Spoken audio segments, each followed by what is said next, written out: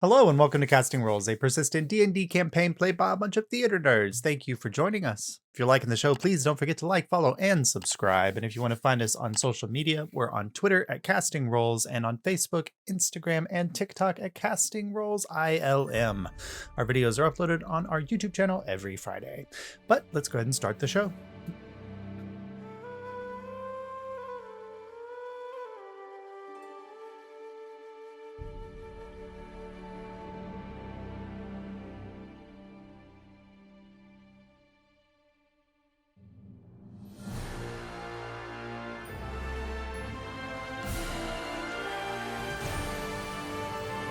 So ticket takers, after traversing through the Temple of Suvanar, rescuing and freeing the dragon Naginda, seeing Marlowe's transformation and cure from their lycanthrope, and awakening the people of Azalor from their long dream state, you made a deal with the people of Azalor to establish a Ticket Taker Scientific Bureau in partnership with Nuevia. You sent Felinor, well, I guess Felinor came with you? He is with us. He is with you. I thought Felinor is with you all, Yep. but then Hildy is heading off to Nuevia as a guide as well. And then you made your way back to the ship and departed for the Vanishing Isles, for the heading toward Evanstar Isle, the home of Kaimana's people, the Lutrinians. Along the couple days of journey, on the second day, or the first day of the journey, you all decided to reincarnate the twins, Alpha and Omega. And starting with Alpha, or nope, you started with Omega. Starting with Omega, yep. You reincarnated, and in the form of a halfling, she awoke and spoke to Jury about being freed, and Jury held up the mirror to her. So with that in mind, ticket takers. So here at the beginning, you all don't see what she sees in the mirror. I think based off what it is. Yeah. And I'm pointed like towards her, so I think I'm not looking into it. Yeah. So Omega takes a moment and she kind of watches.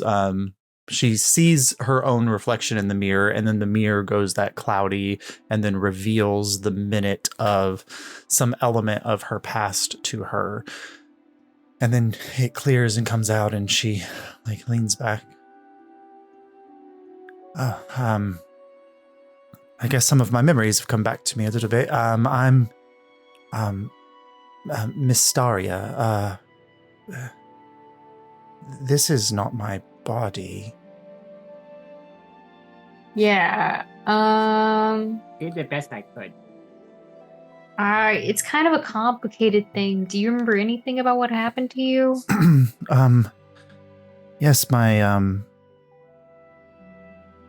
brother and I, we're from the north, from the snowy lands north of the Veltland, and we were once part of a nomadic tribe of hunters there, Goliaths. And Oops. Yeah, I'm like... There was a Vale incursion, and we fought off some members of the Vale, and we were the only two survivors. And we were found by a mysterious person, cloaked, hidden face, I can't quite remember.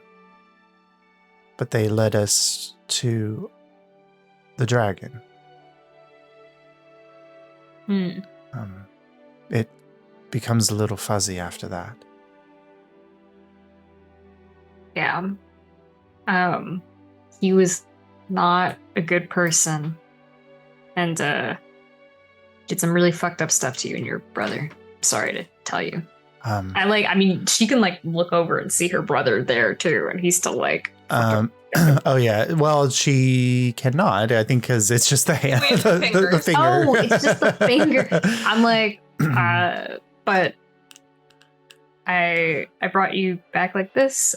And I can do the same for your brother. So the last 6 months, 7, it's hard to tell. It was more like I've been sitting in a dark room with windows that look out into the world and just screaming for control, and I didn't have it. Yeah. He took advantage of both of you, and we seek to set these things right. And he's going to do a whole lot worse, but we're going to stop it. My brother Xerxes, is he...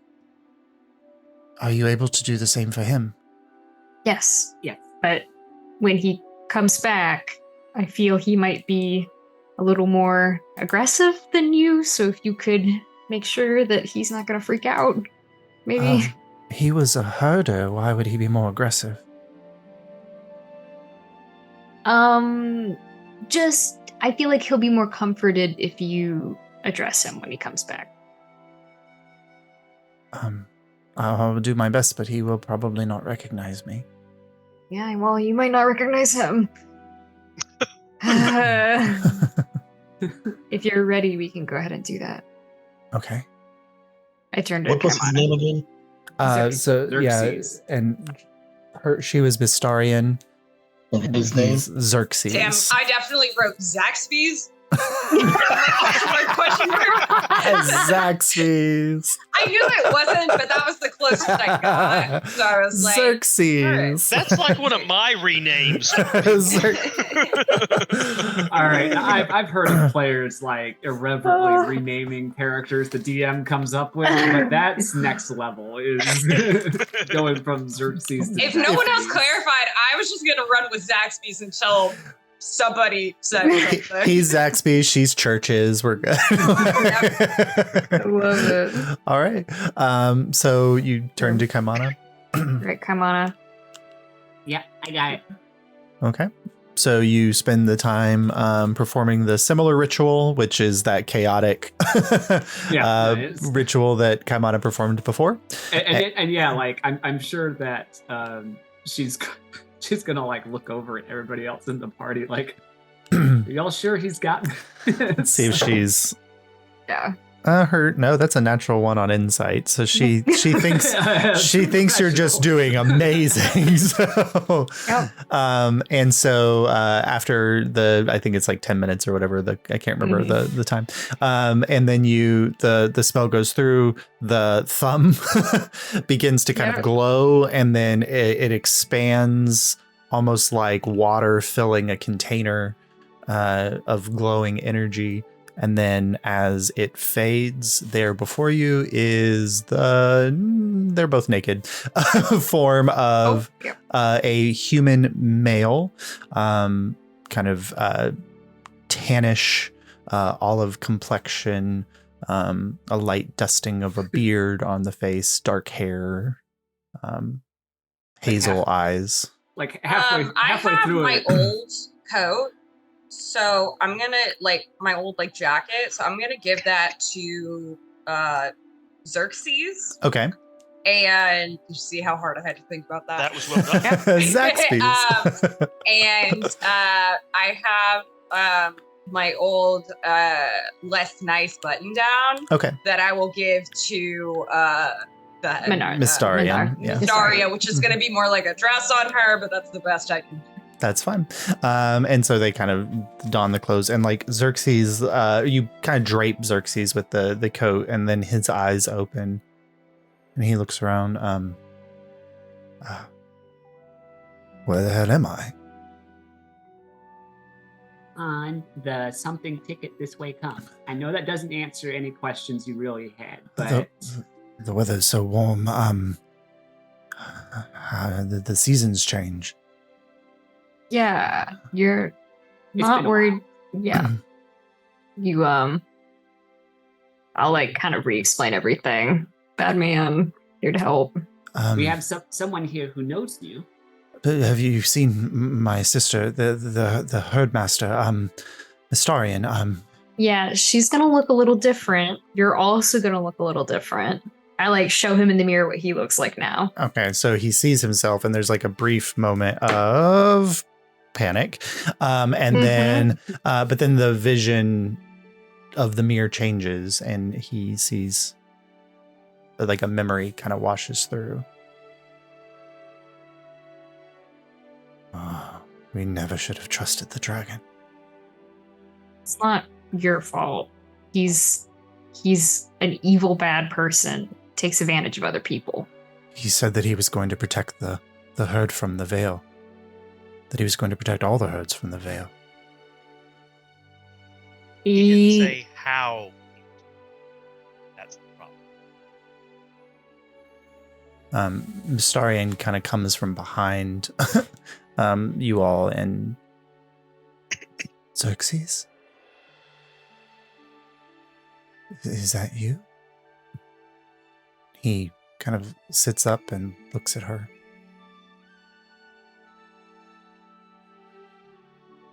At least they got your eyes right. And he brings her in for a hug, and they're hugging in this moment. How did this happen? How are we? When I saw how much you cared about each other in battle, it just occurred to me that something had been done to you by Ahriman. And Kaimana here is the only person who could help you with that. So I leaned on him to help. I don't know how to repay you for any of this. You don't always say. You said battle. Were we fighting? Us. Yeah. Oh. There have been so many in the last few months. Don't think on the past. Just look to where you're gonna go from. Are we near the north? No. About as different from that as you could. You are about it. You are exactly as far away from the north as you could possibly be. Yeah. But if you'd like, I mean, I could take you to Anarvir and you could travel from there, or we could take you to our guild city. You know, you've got some options. Mystarian says, brother, I feel like returning home to the herd may not be a possibility.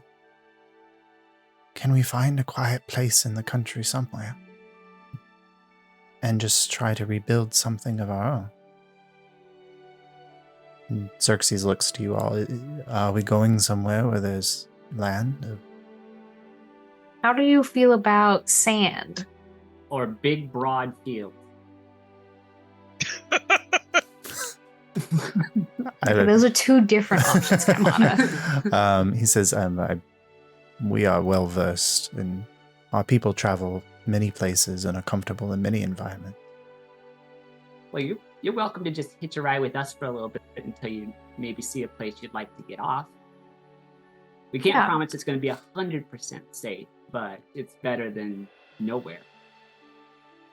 We'll give you some gold and set you up. I have an idea of somewhere you could go. I need to ask. Okay, yes. I think it would be close to home to you. He looks at his sister. Our people are tribal in nature, and we don't believe in the concept of home outside of the people that we love. So as long as it's a place where I can be safe with my family and build something new, that is always home. There might be a couple places you'll like. Yeah, travel with us for a while and take your time. You have a lot to adjust to. Sorry, you're you're not quite what you were before, but I would have to get used to this diminutive body. But are there more clothes? yes. Let's go. Let's do that. Jerry will take a look at All the right, rune. so you can take the two of them and try to find them some materials and clothing from whatever you have. I'm glad they're not like babies though. These are like adults. Source like will the rat donate babies. his dress outfit that we wore to the Anavir ball, the Sure, red sure. and black. Okay, perfect. I'll ask Aminira if she wants to help me tailor stuff because she seems to like clothing, fashion stuff now. Aminira says, I know very little about fashion. I just wear what the rats tell me to put on. You wear whatever they tell you to put on? Have you seen what I'm wearing? I wasn't going to comment on it, but like the stripes and the polka dots, it's a lot. A lot. We'll talk about that later. Okay, but Aminira can go with you to learn about clothing from you. Yes. Sure.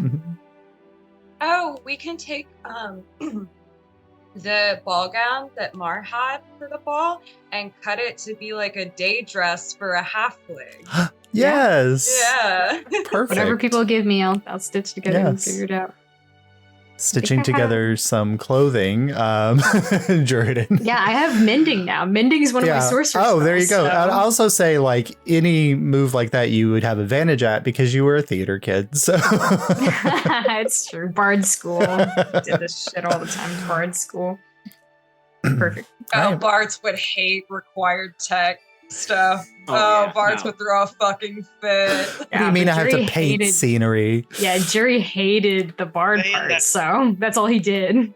They subcontract out the Artificers Guild to be the stagehands, the techies. Oh my god. Why do I need to learn lighting? I have minor illusion.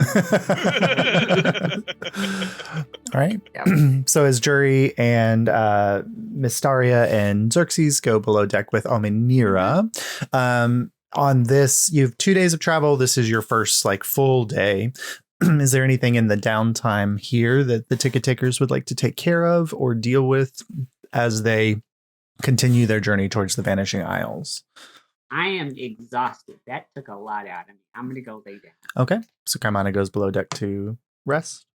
Taurus, I just picked the eyes at random. I had no idea what they were going to be beforehand. I'm really happy it worked out because I didn't know what I was doing.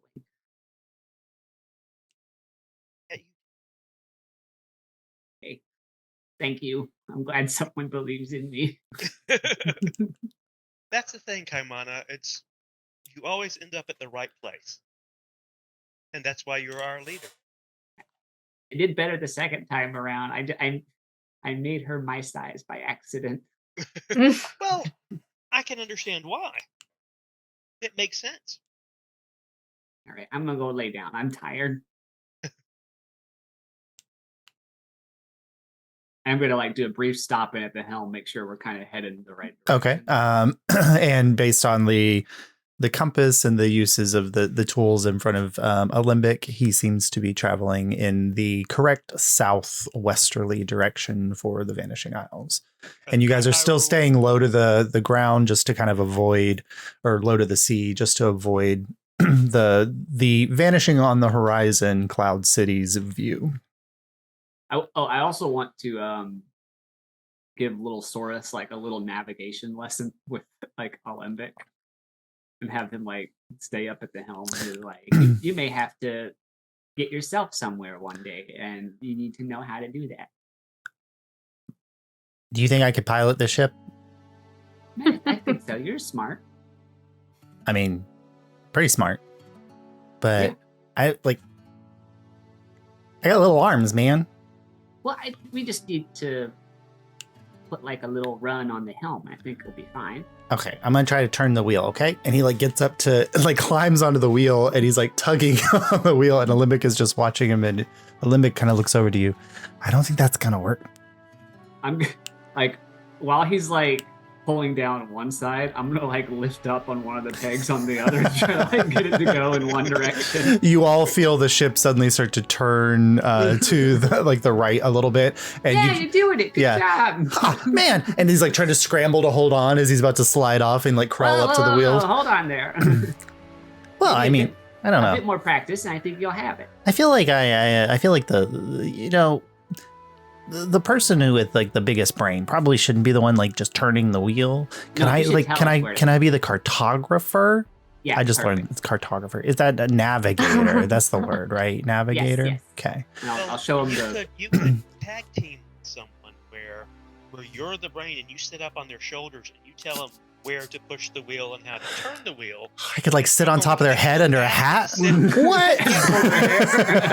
Or basically, if you know how to fly, you can direct somebody else to be your remote control unit. I think we can figure this out. Alembic, who has a 19 in intelligence because he has the circlet of intellect, is like, come on, I think you can leave little Saurus with us and I'll walk him through all of the maps and the things. Wait, good job. Thank you, Alembic. All right, you got it. You got it, boss. And I will go lay down. All right, cool.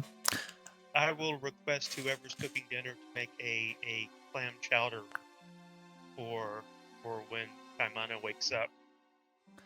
That would be Pestle. So Pestle like gathers materials and it's like, I was planning on doing like a really nice like frise salad, like some bread and like a pasta dish, and you can see like a pad of like flour and eggs there. And she's just like, but anything for Kaimana. We'll do a clam chowder. Oh, okay. With spaghetti in it. That's really weird, Saurus. But I mean, okay. I've never not had it. Maybe we'll just do the spaghetti on the side, for those people who are like maybe sell shellfish or like a thing for them. Yeah. You could do like the chowder is like a clam sauce for the spaghetti instead of a red sauce. We might be talking the same language now. I'll see what I can do. Yeah. All right. All right, so you leave Pestle to their work in the galley. Any other things that you all would like to do on this day of travel? Good. All right. As the day goes, I need one of you to roll a d20 for me, please. Jace, roll a d20 for me. You went to M, then you went to A. I was gonna say Marlo, and then I was like, Jace. Yeah. Marlo's not rolling the like, dice. You had that flashback where I rolled that nat one. Yeah, it was like I don't want the rock to make a return. No, that was bad. Y'all remember that? That is a 17. 17. Okay. So for this first day of travel, the skies are clear. The sun is shining. There's no winds blowing against you. Your travel day is clear and goes by without any conflict or problems. Nice. So you have 8 hours of downtime. If there's any construction of items or things that you want to take care of while you're doing that today. I want to make like go ahead. I was going to say, Come on, I was sleepy. just literally just doing a back-to-back 8-hour long rest. Sounds good. Jace, what do you need? I just want to put together the what is it? It's like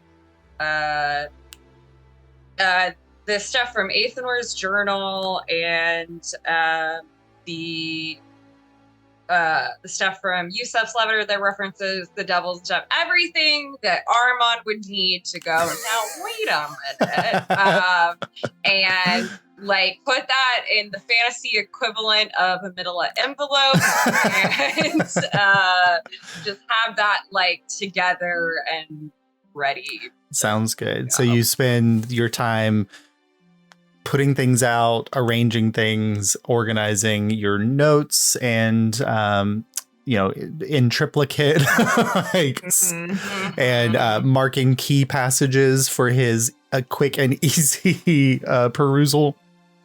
Yeah. And you prepare it. And I'll probably write like I don't know, like a summation of the findings or something. In conclusion, Mars executive summary. Yeah, the executive. Right, there you go. Like yeah, something, just like a basically like a TLDR. Gist. Perfect. All right, and you have that arranged. Yeah. All right. Abel, anything that you're trying to do today?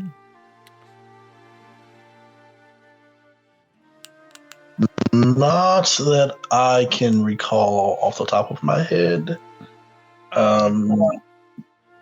Storis is going to suggest when we first encountered the ship, the automaton created a cloud of smoke around it, which made it hard to see. Is that something that you could make something similar for this, so that if we do encounter someone else, we can not be an easy target necessarily? Basically, can you make a giant smoke generator? And Dim, we talked about something like that a while back when we were talking. Were we able to add that feature to the? You didn't add it in, but as long as someone has access to the fog cloud spell, and can like give Abel the runes for it, then Abel could put it into the engine. I think I might have fog. Let's see. I know I do not. No, it'd be a Kaimana or maybe Abel. I don't know if it is a artificer spell.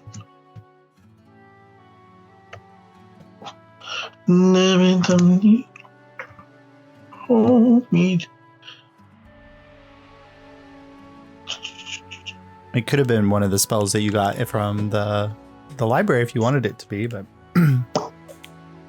it's not one of my spells that I currently know. One of the rats have it? That's a good question. Let's see. We got a wizard rat. I'm pretty sure they get fog cloud. We do have a wizard rat. Druid, ranger, sorcerer, wizard. We have a sorcerer rat, but he has fog. Yeah, so we could. Yeah, like I feel like the sorcerer rat would have fog clouds, so you could talk to. That's not a limbic or mortar or pestle. So I think that's what it's Crucible. Yeah, Crucible is the sorcerer, so it has the fog cloud. Sure. I'll spend a little bit of time seeing what armaments or upgrades, either defensive or evasive upgrades, we can make to the ship, and I will give you a little list to see what we can accomplish in the next 2 days. Okay, cool. If you want to install the fog cloud generator, Crucible can give you the spell, so then you can put it in. That would be one of your days. And we have a bunch of Zephyr sites, so if that would like help as far as the installation and the fueling of the new spells. Mm-hmm. Yep, you can use that in the construction. Mm-hmm. Okay. And well, actually for you, it'd only be 4 hours because you have the Everspark. The Everspark and that artificer ability. Yep. Okay, all right. That's what Abel will be doing. Okay, cool. I'm gonna spend my day just chilling with Mystarian and Xerxes and just answering any questions they have. If they want space, I'll let them have space, but I'm like keeping an eye on them. So after you spend some time getting them clothing, which is weird and like kind of hodgepodge, like somehow like taking a ball gown and turning it into the equivalent of a sundress for Mystarian and Xerxes, and like a red jacket and black pants and things, and you get the sense, Jury, that there's like not a like get out of our way type of energy, but we would like to spend some time just talking amongst the two of us type of energy. I'm like, you go ahead. I'm gonna go do something else somewhere. All right. But as this day comes to a close, and the sun is setting off in the horizon, unless there's anything for the evening that you'd all like to do, we can go ahead and go into a long rest and then pick up on day 2. Yep, I'm good. Kaimana definitely like is awoken by the clam chowder. Yeah. So around, like as the Sure. sun's setting and Pestle kind of sets out a delicious dish, which looks like a clam pasta, basically, with like a creamy sauce with like The hell is this? a lemony creamy sauce. No. Look, Jury, this is what happens when there's a lot of chefs in the kitchen. And so we are I look pointedly at Source and Kaimana, assuming it was one of them. So we have a delicious pasta a la clam with cream sauce and lemon garlic. Enjoy. Wonderful. I look to Kaimana and Source and I'm like, this is not clam chowder. What's wrong? What do you think clam chowder is? Kaimana is too busy stuffing his face. That's fine. Clam chowder doesn't have pasta in it. I know that. I don't know if you've ever seen like an animal try to eat Get it. pasta, but like Yeah. My cat likes pasta, and it is just it's. But this it's is funny. this like every time Kaimana eats is not a dignified affair. All right. All right. But the night goes by. The rats who are accustomed to keeping watch on the ship are going to keep it watch as the evening goes, unless one of you would like to take over for them. But otherwise, you can get a long rest. And except that right as you're about to go to sleep, Abel. Why do you pick on me? As you're laying down and getting comfortable, like Anansi like curling up next to you in the bed, you get a call through, just an update of the events of the Blighthold. Things are very quiet here. There has not been an assault or attack in the last 30 days or so. We don't know if that's a good sign or not, but let me know where you are. Stay safe. I love you.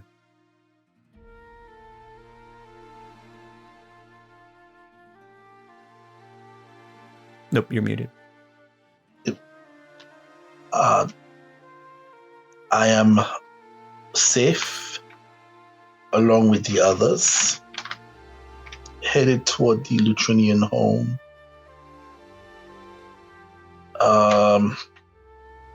We have 2 new passengers that we are caring for. Former agents of Aruman. Please be safe. I love you as well. All right.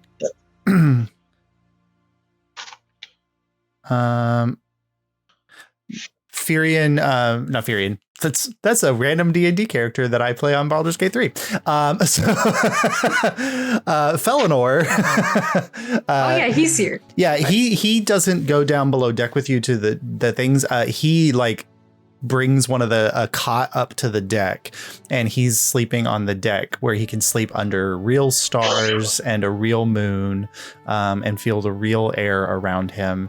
As he's been spending most of the day just kind of jotting down notes and making observations and talking to the rats. And he was showing a lot of interest in Ominira for a little while and kind of spoke to her. But he's just chilling out up at the top. When we have our long rests, can I pull out my puzzle box and Okay. how much privacy do we have in the... So there's none in the hold unless you go to there's like the section of the galley, which is like a galley kitchen, which is the only part of the hold that's separated from the rest of the... Okay, so is the engine room is sort of The engine room is slightly sequestered as well. There's also the smugglers. There's the smuggler's spice hold, which is currently filled with turmeric. So, yeah.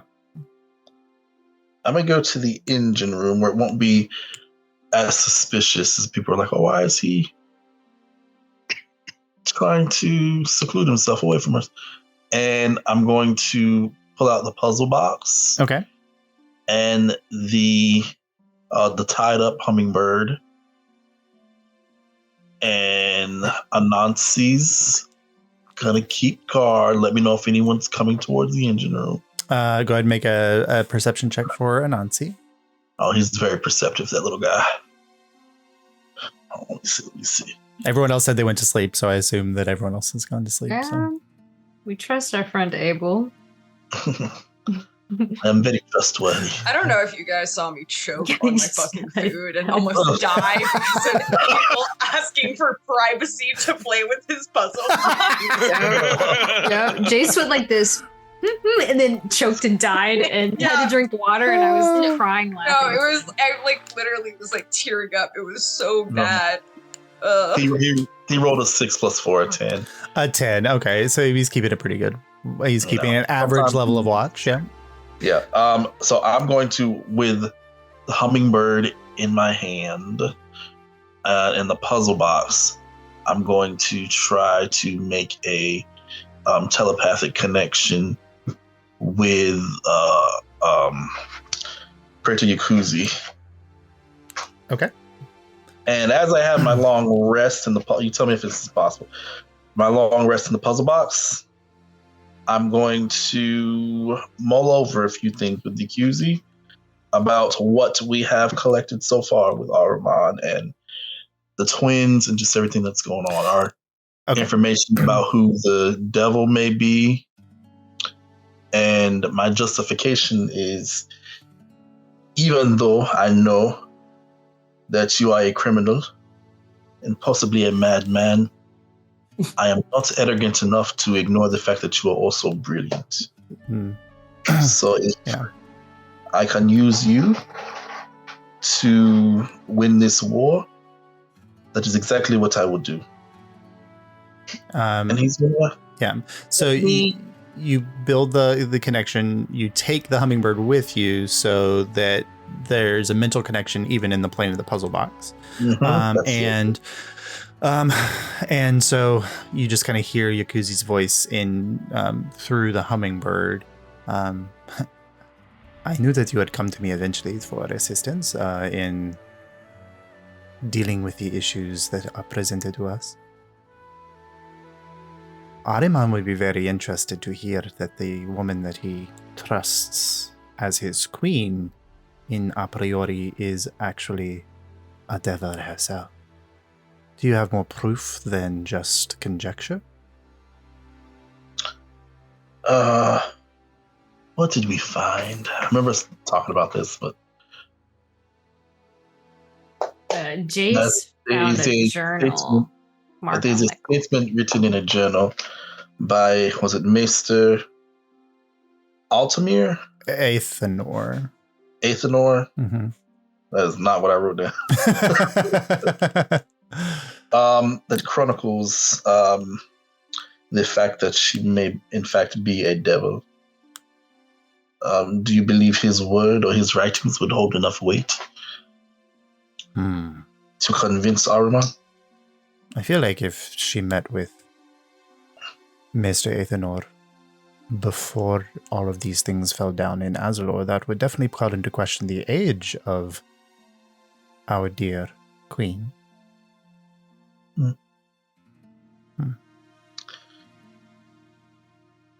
It's good to know.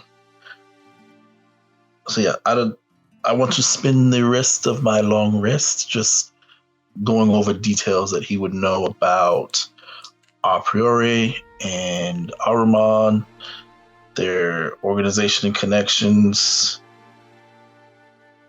Just kind of getting our lining up details that he may know that I may know.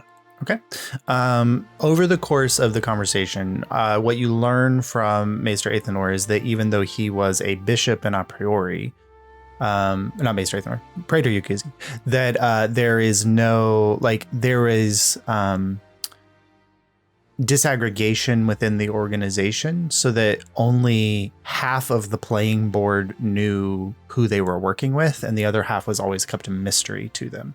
So while Praetor Yukuzi was a bishop, he did not know that Yusef Erefan was a bishop until it was revealed to him by you all.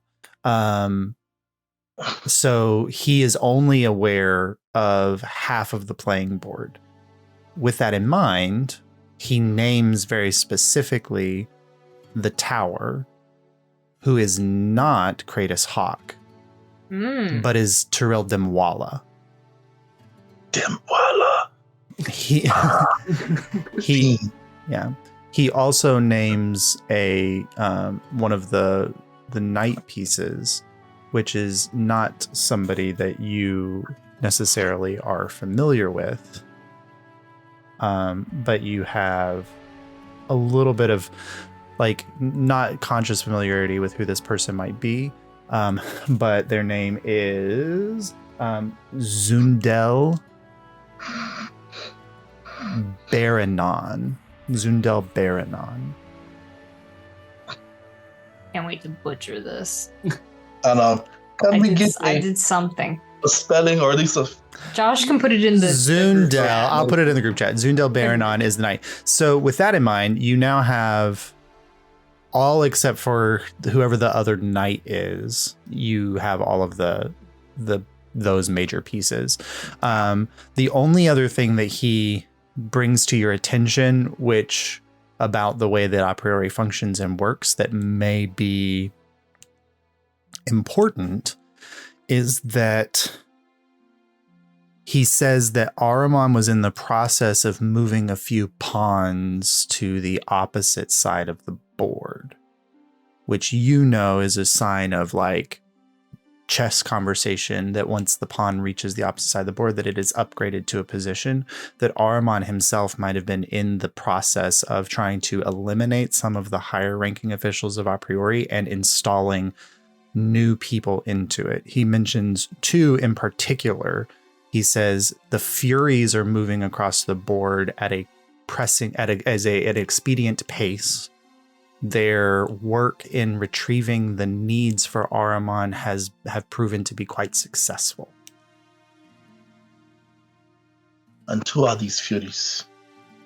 Their identity was always kept somewhat of a secret, but two women, strong, one gifted with powers of shadow, the other did not need to be gifted powers, but is currently under the thrall of Ahriman.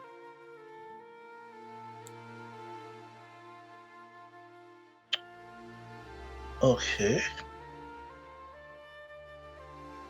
Shadow powers.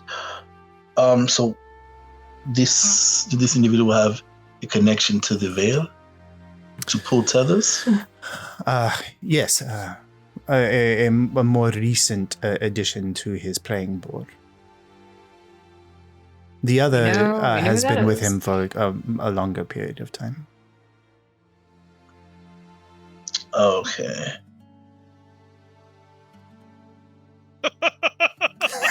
Just watching Jace's face go through 77 different emotions in the last 10 seconds. I'm gonna kill you. I also see Jace moving their own chess pieces as the... Yeah. I'm gonna kill you. Well, and one is very Amanda. obvious.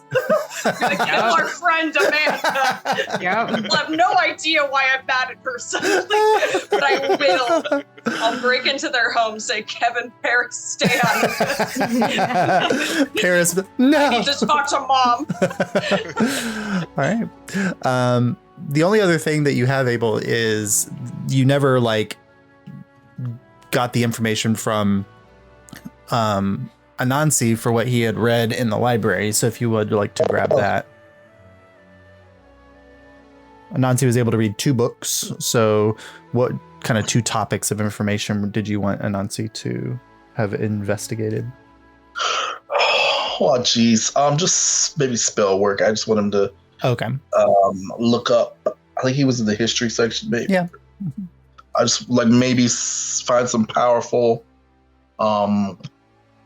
war mages or something like that and see what interesting spells they developed or used that I may be able to incorporate into my repertoire. Okay, cool. I will send you some of that information that you could figure out how to investigate. All right.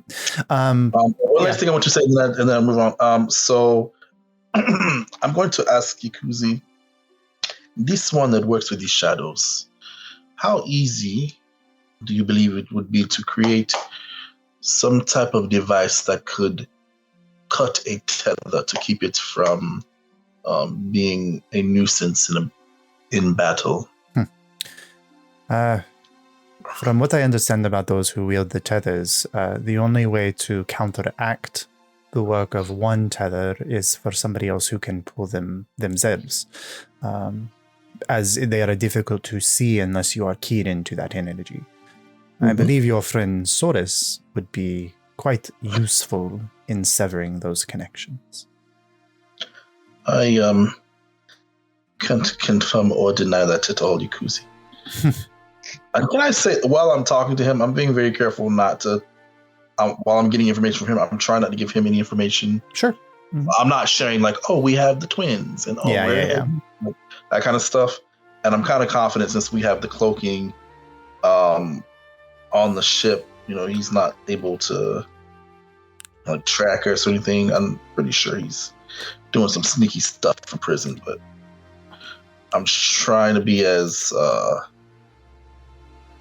withhold as much from him as I can while I'm getting information out of him. Yep, that's easily enough done. But also the ease of it comes from how willing Ikuzi is to divulge information. True. Okay. That would be all for me then. Well, I suppose it is time for both of us to get some sleep then. Yes. I hope you rest well, Ikuzi. I always do.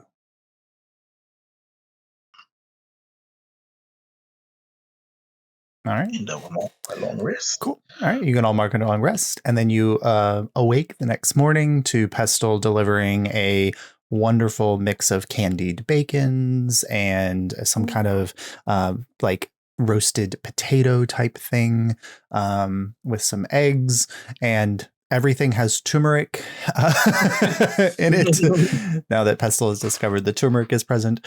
And it's a plate of orange is what you're saying. Yeah, it's a plate of orange. But you have the second day ahead of you. So let's see. It's great for Soris, roll a d20 for me, please. I was going to say, anyone but Ace, please. Anyone but Ace, roll the d20, Rob, please. that shade of blue looks so good on you. It does. I agree. A 5. A 5. Not all right, one. Cool. All right. So as this day begins, over the course of the evening, some clouds had moved in from the west, and as you all are coming up from your sleeping quarters, you've noticed that there's a light pattering of rain dappling the deck here. Pestle and Mortar have set up a tent on the deck and strapped it down to the sides to keep the rain off, so you have a dry place to eat. And Felinor is under the tent, just occasionally sticking his hand out, catching rainwater and examining it, and then so happy. He's very Felinor. This is the most joyous Felinor has been. But you have a day here in front of you. Can I make a nature check to see if this is going to get worse? Yeah, go ahead and make nature would be fine.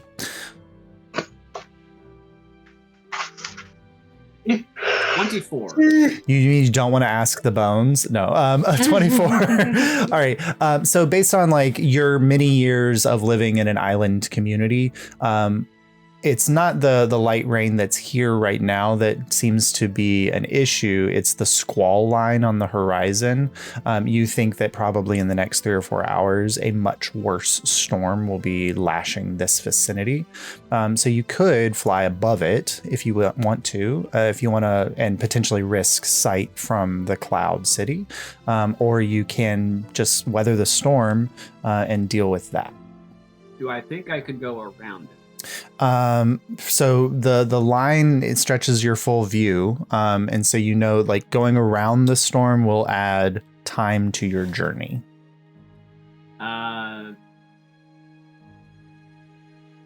You could also write it out on the machine. We couldn't hear you, Rob. We could test out Abel's smoke machine and go over it. Yeah, we'll do that. Okay. All right. So you give Alembic the order and Lil Saurus to navigate above the storm. And you fly up as Abel activates the smoke machine. And you suddenly find that the whole kind of, not necessarily the deck portion of the ship, but the whole sides of the ship are just like roiling with this fog cloud that's falling off of it. And from a distance, it would give the appearance of a cloud moving, but a cloud nonetheless as you rise up above the storm. If I try to keep it like right on top of the squall line, it's not going to be too noticeable. It wouldn't be too noticeable, yeah. There are a few towering thunderheads that you'll have to like weave in and out, so this might slow you down by about a half a day. But you've got, but you are above the major line of the storm that's moving through. Okay. And you also avoided the encounter. Oh, good. As Kaimana knows that during the squall lines, there are packs of things called eel basilisks that tend to hunt. They look like this. Basilisks? Oh, no. Oh, they're cute. Yeah. That tend to hunt at the edge of squall lines because there's so many creatures that like try to like get pushed out from them and they dive into the squall lines. And so if you guys had hit the squall line, you would have had to deal with some eel basilisks. All right. But you fly up. Cool. Anything else as you get above the rain clouds and you kind of break the rain horizon, and you can see like the clouds that you were dealing with that were slightly drizzling or that like dull grayish color, but you all can see the roiling dark gray mass of the front line of a storm moving below, like towards you and from below. This is not like a tropical spinning storm. This is just a very strong storm of winds and rain moving through. I'm gonna call Little Saurus over to watch the barometer, and so he gets to see it drop like the moment we cross above the squall line. And be like, "Watch this." Now, can you explain like the science? Like, what is happening here, Kaimana? That number goes down. What does that represent? It means bad weather. Why? I'm gonna call our scientist friend over. Oh, Eleanor. Eleanor, why does the barometer go down when it's stormy?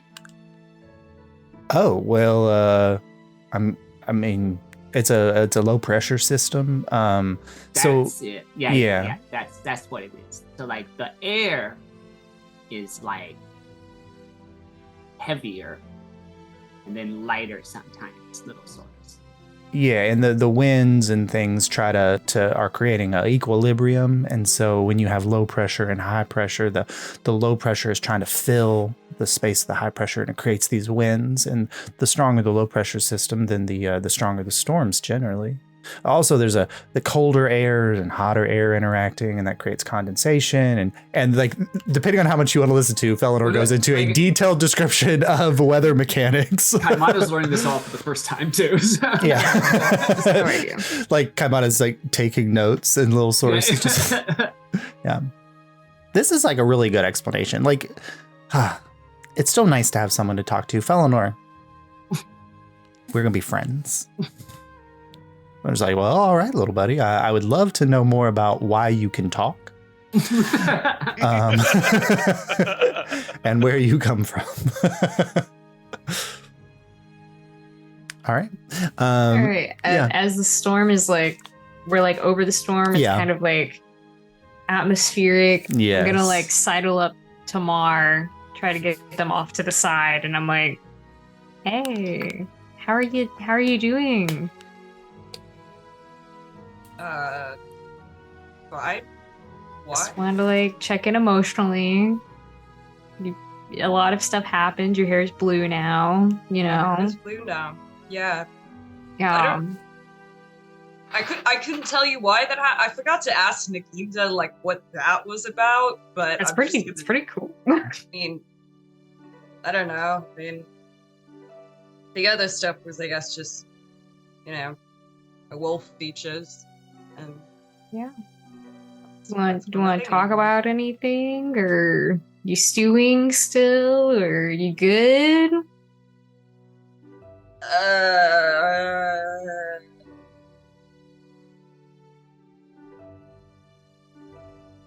We can wait a few days if you're still thinking on that. I don't know. It all happened very fast. Yeah. I am good. I am. It's just weird. Yeah. I didn't think it actually happened. You know? And now it did. Mm-hmm. And everything's different now. I felt that way about meeting Mom again, so I understand. Yeah. It's not exactly what you thought it would be, but it happened. It happened. Yeah, the new powers are really cool. That's a nice trade-off. Yeah. You're like kind of, I like grab your bicep. I'm like yeah. Yeah, I mean the fight really fucked me up. So I like kind of healed, I guess. Which is cool. I'm really happy for you. And Jerry, talking to Marlo, you notice that like while the scar had mostly been healed by the magic of the tattoo, there's no evidence of a bite anymore. Oh, shit. You deserve it. Yeah, I'm glad we could be there. Glad you were there too. I'm excited to tell other people about this. Yeah. It'd be good. Yeah. I just like squeeze your hand and we look down at the storm together, I feel. And there's an interesting draw from the storm for you, Marlo, because storms are where Naginda and Aeolisar, the two gods of water and wind, merge together. And so in this moment, a champion of Suvenar, an adherent of Aeolisar, looking down at a storm, holding hands, you are the embodiment of what is happening below you at the seas. I know, I got teary-eyed. Tears in my eyes. Yeah. We didn't even plan it. Nope. Yeah. I could say some more emotional stuff, but it's just gonna make us cry, so we should just Yeah. We're good. Yeah. All right. As your day goes, Marlo, there is a moment where you get a ping in the sending stone from Amalia.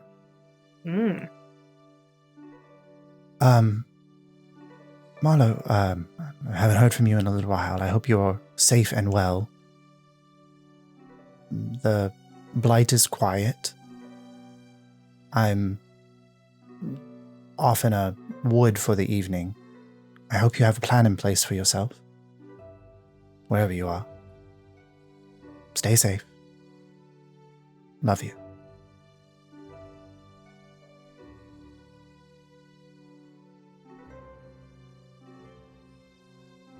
Hi. Mom. I'm glad it was safe. I'm not a werewolf anymore. I got it fixed. And it feels really good. I'll see you soon. Love you. Somewhere Amalia is going, what the fuck? Yeah, and Like when you get a really vague text Italian in message. bed. Babe, you'll never believe. yeah, and she's nowhere near Lunaria to be like, can you send another message, please, for me? Yeah. All right.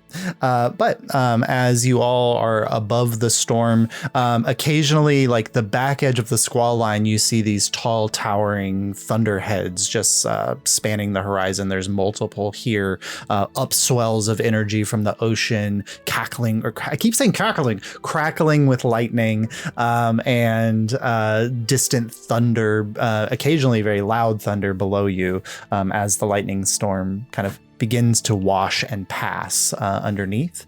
Little Saurus and Alembic watching the barometer just drop as it goes. But with a stormy day happening below, but you in the sunlight here, dancing among the clouds, anything else that you'd like to accomplish on the second day of your journey? Yes. At some point, I would like to pull the ticket takers together and just discuss some of the information that I have gathered in my conversing with Yakuzi. Oh, no. But You have to I'm roleplay going this, to- bud. You've got to at You're gonna least have to roleplay roleplay this. this Because one. you're That. giving Marlo some pretty, like, not super clear, but enough to set for Marlo to. I need you to tell us exactly. Like, I need to hear how April. No problem. Yeah, how do you Okay. address that you've been talking to him? That's what I'm curious about. I never said that I would address my conversations with Yakuzi. Okay. Yeah, no, that's why I need to hear how you Yeah, say it. how do you approach this? I gather Me and everyone's Mars sit together. across from you like... Yeah, so a lunch is provided, and this gathers all the ticket takers together as the frise salad that was meant for yesterday is now present here for Slightly you. wilted. Slightly wilted. Yes. With a delicious... With the tea. with a delicious grapefruit vinaigrette, and some fresh fruits and veggies, but that's presented to you, and you are all gathered together for Abel. Yeah. Well, I have been communicating. My mother will send me sending messages from time to time just to keep me appraised of what is happening at the Blight, and checking up on our progress as well. Some information has been exchanged. So apparently, there are a few members of That's a deception check. Please make a deception check as you begin, Thank because you. this did not I all think come this from your is- mother. Yeah. I think I I didn't would say like. all people. I said I've been communicating, period. Yeah. And my mother will send me sending messages. Yeah, he's doing that source thing of telling the He's truth by trying to by deceive leaving out us. words. I feel like you can do a Listen, deception check with advantage, Yeah, Sure. Yeah, I'm fine with yeah, that. that's so fair. because you are couching your language very well. I'm gonna say that Mar has a very high insight, but Mar is not actively looking for insight here, right? I'm just gonna keep it a passive. Which is very high. Keep it high. An Can I- 84 passive insight. It is a very high passive insight. Yeah. Can I We'll roll see. on the basis That- that that Kaimana is- consistently notices shit that he shouldn't, like by accident? Sure. Yeah. What that Hey, roll? Was that was it? Jury's One passive deception. insight. Fuck. What was it? 21. 21 deception. Oh, my passive insight's at 22. It is. Oh. So what you pick up, Marlo, is like you don't. I mean, Abel's not lying, Right. But what you get is that Abel is very carefully couching the language in which he's communicating to you. Mhm. Okay. I just I am block just, it. I let him keep going. Yes. So in these discussions that I have been having, some information has come to light. Apparently, there are members of the a priori that are labeled the Tower, which is that person that I forgot the name of. Tyrell Demwalla. Mm-hmm. Yep. And the Knight, which is one that we have not encountered yet. That person that I... Zundel Baron. So I did not write them down because I left them blank and so you go back and write them down. Yes, Marlo, you can make a history check and... Would Abel know that person? Related? Juridan can make a history check. It would only be Alyrians. Yeah, that's what I thought. I got Alyrian related. 18. An 18. Okay. I got, where's my history? I got a 14. 14. Jury. Mm-hmm. It's weird because Marlo's DC would have been higher than yours on this one. Marlo, you don't know who Zundi Barala is. Juridan. Zundi Barala was your father's like airship overseer. Oh shit. Mm-hmm. And you know that your dad has taken the airships to the Blight to help fight off whatever's happening at the Blight. Oh, please tell Abel that. But the Blight is like veil incursion stuff, right? Mm-hmm. Yep. So in theory, theorizing here, a priori is Ahriman correspondent Ahriman's against the veil. Yes. So Zundi wouldn't like. Sure. Yeah. I will share this in that context with everything. I'm like, oh shit, I know who that is. Yeah, Zundi Barala. Well, Abel might like hearing that he's connected to Jury's father. Abel, you might make the connection that you may have heard the name Zundi Barala because he's one of the lead like engineers at the Halls of Origination. So I will share that I know who that is, and I have to immediately send a message to my mother. Shuri, could you help me with that? I'm sorry. Send to your mom? You said you got this information from your mother? Shit! Oh shit! I just want to see if she has had a chance to speak with Judy's father as far as their connection. Okay. Passive insight, Mar. You're good. Yep. So you can. I'm gonna let him keep digging his own grave now. I just picture Mar with her tea like the Kermit meme. Just Yes. Yeah. Your mom's like kind of intimidating. It's fine. What if she asked me what you're doing? I can't lie to her. I have no reason to try and deceive her. I just want to make sure she's made these connections as well. Okay. Damn, I need to will get send to the fucking Lioness of Nuevia. You just want me to tell her that he's connected? If you will simply ask her to contact me when she has a moment, that is all that is necessary. Your sending only works one way. You gotta wait for your mom to call you. Yes, Judy. I'm sorry. Wait, I'm sorry. I know that sound. I didn't mean to say it like that. Elsewhere. Hey, you know what? At least your mom calls you. It's fine. Your mom is locked away in the Feywild. That's what I'm saying. I'm like, you know what? I would love a phone call every now and then, but that never happened. Okay, I'll try to send to her, but I gotta roll for wild magic, and also if it even works. Do. I gotta roll for my wild magic, and if I forgot about wild magic. You're good on the. It does not activate wild magic. Okay, and then what do I have to roll for my voice being fucked up because of the Baba Yaga? 2d20, or is it 3d20, and you take the one that's furthest from 10. 3, okay. Mm-hmm. Furthest from 10 is at 19. All okay, right. so it goes through without a hitch. Sick. Hello, I'm Abel's friend, Sheridan. We met. If you could give him a call back with that sending thing. Have a good day.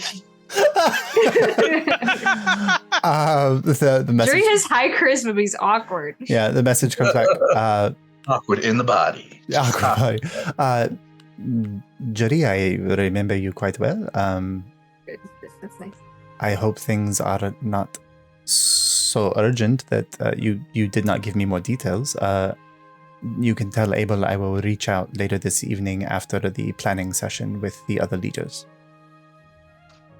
Should I message your mom again and tell her it's not urgent?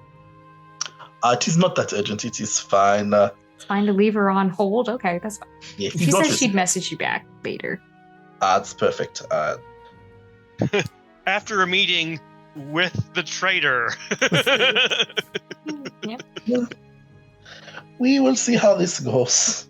Okay, so you tell us all that. And then also I'll mention the Furies, which were pawns of Aramon, who apparently the word is he may be maneuvering them to take higher positions in a priori. And I'll describe the Furies, the one who control the shadows, and the one who is a non-magical being, but is still quite capable and deadly. Watch Mars. You found strength with the mug. Just absolutely cracks in your hand. Yep. Hearing this.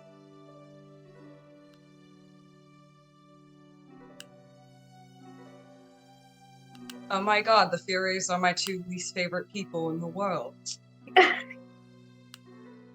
Who are the Furies? You've met one of them. It's Yara. We knew Yep. that she was a Fury. And the other is my fucking sister. She's not my sister, for reference, but the other one that grew up with Amalia. She's working as a double agent. I know she is, but Wait, is she the one with the other stone? yeah, she's been collecting the stones. Under Aramon's thumb. She's doing it so she can use them against him. I know she hates him. He tortured her, experimented on her for years. But she could have fucking told me that. But Yeah. no, that would be too easy. So she's going to try to kill Aramon by collecting the stones and use them against him. That was her plan. So she's going to get herself killed. That's what I told her. Even before I knew she was working as a double agent. Being an only child is where it's at. Not that, I mean, they can't. Amen. Well, we still have 2 of the stones, so. Your Well- families only have one kid sometimes? Yeah. Yeah. Yeah, I mean, I'm not related to her, technically, but yeah. How many otters are on this island? So many Lutrinians. There's like 60, 70 families. Okay, you know what? We're almost there. We'll just Little Saurus says, Little Saurus, that's got to be like at least 100, right? No. It might be At least more than that. I'm worried it's a lot more than that. You know, 100 though. That's great. Oh, I know way more than 100, Jury. Wow. But back to what we were talking about. Come on. That's great, buddy. Do you think that Eris might be our double agent connection in Anarvir? I could get us back there in a day for a day don't trip. think she's in Anavia, last I heard. She was in the north last time you heard. Yeah. She's in the north. I don't know where she is now. I mean, we could try to get in contact with her. We have before, right? You've sent to I sent to her. I made before. you send to her. I had to say a lot of swear words to her. That was awkward. Let me sit on that, because if I write something down right now, there's going to be nothing productive in it. Yeah, I So- really don't. I like 3 swears max to someone I don't know would be the best Yeah, option there. I'll figure out. Yara should Sure. still be around Anavia, is what I'm hoping. Sure. So she's still probably our best bet. But I do think we should get in contact with Eris eventually. If nothing else, to know where she's going to meet him with the stones is probably... I'm thinking Cloud City or Blighthold, but you never know. Yeah, maybe we could convince her to join us in the Cloud City. If that's where we're going at some point, or wherever we end up. I don't know, she's pretty self-serving, and never really does anything for anyone else, and is kind of the worst. But no wonder you understand my family shit. Jesus Christ. Yeah. Yeah. You could use the fact that we have some stones to lure her. Oh, I don't want to admit that to her, because I feel like maybe we just know where they are. I think she'd try to steal them off of us, and I'm not joking. Because you have two, right? You have one and Kamana has one. I have one and Kamana has one. I trust her ultimate goal, and I have no trust in how she gets there. Sure. We'll sit on that. Yeah. Abel, how did your mother come by this information? I cannot say. Perhaps when I speak to her later tonight, I could give more details. That will require a just straight deception check. I can't say. I literally can't say. She's a powerful lady. You're lying to your friends. You've now said that your mother came up with the information I'm rolling into it. Yeah. I'm not. Abel has to tell me. What would make you all of a sudden just I'm not rolling for you. What was your roll? I'm not going to add anything. 17. 17. I got a 25. Yeah. So you know that the information did not come from Abel's mother.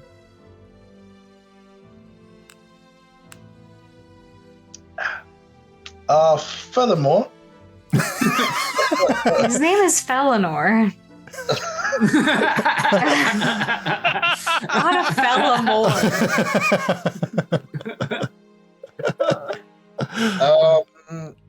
But yes, that is the information I wanted to discuss with the group, just to see if we have any further insight and make sure we are all on the exact same page with what we are up against. Yep, that was all I needed to tell you.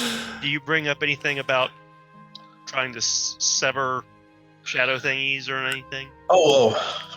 I'll mention it since we know that what's the phrase says shadow powers. Mm-hmm. I'm in the early stages of contemplating being able to disrupt tethers. So maybe that's something that you could help me work on if you're interested. Absolutely. I may have an idea. Perfect. Perhaps we can spend some time when we land discussing our ideas.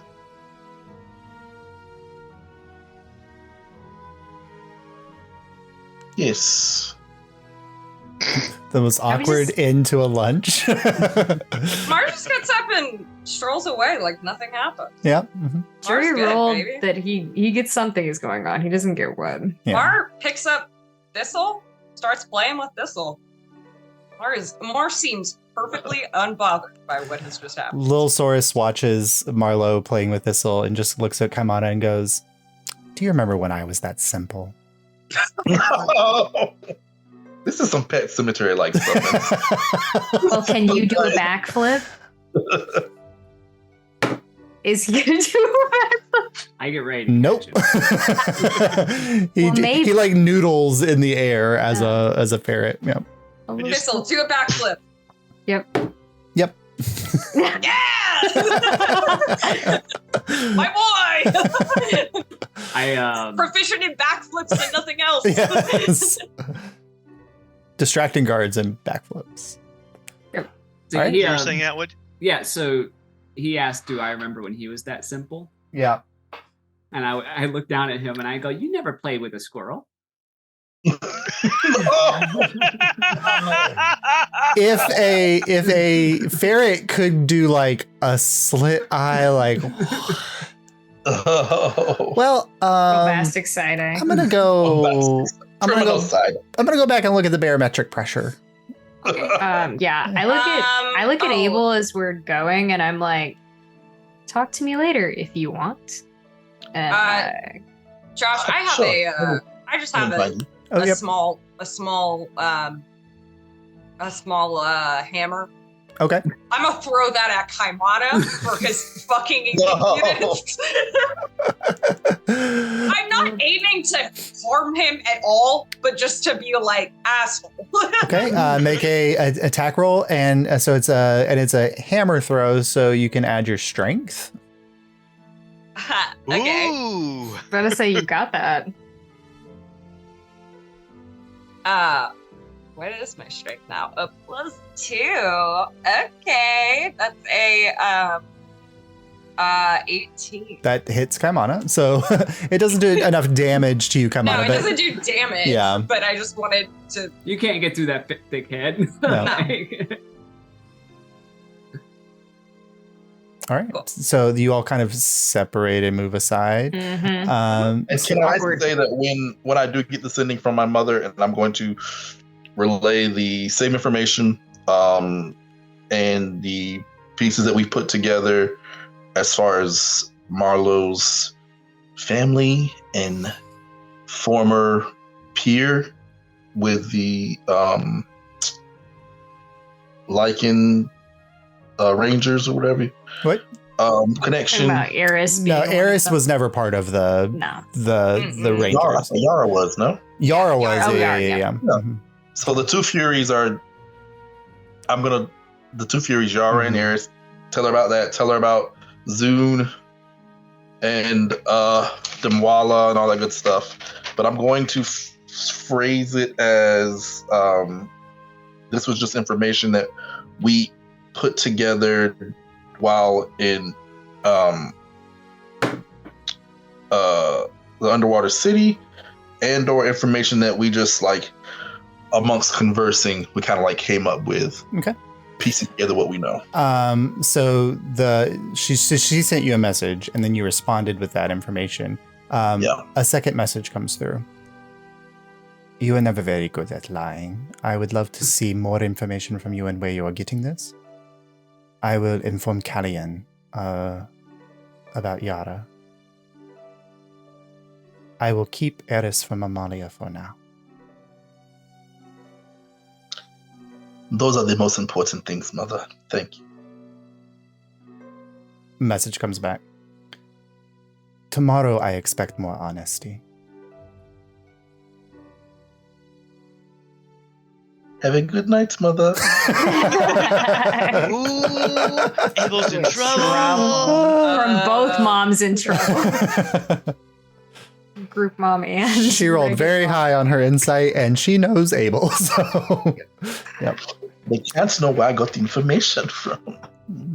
Okay. So about half of your day is gone. You have another half of your day here. If there's anything else that you'd like to accomplish before you go to sleep, knowing that you'll be arriving at the Vanishing Isles in the morning hours tomorrow sometime. I'll check in with Source and see what were his ideas as far as the tethers. Well, So, what were you thinking when it comes to your new shadowy abilities? well, when I pull a tether, it wraps around me, but I can also pull that off and use it for something else. So I'm wondering if there would be some way for me to very easily and gently pull a tether and then take it and wrap it around something like a disc or a boomerang. You seal it there with magic, and then you could have basically something that you could throw or shoot that is made of tether to literally cut another tether in two. Make an intelligence check. I do like that idea. I was thinking while I find this. It would take a long time to build up the ammunition because you have to be careful, but Straight intelligence or arcana? No, yeah, you can do arcana. Thank you. It would be a 25. Can you mute for just a second? We're getting that weird. Sure. Yeah. So listening to Soros describe the tethers and the way that they work and the way he interacts with them and like his thoughts about how to manipulate them, you realize that the tethers are elements of another plane of existence. They are the Shadowfell reaching into this plane to try to manipulate it or move it in some way.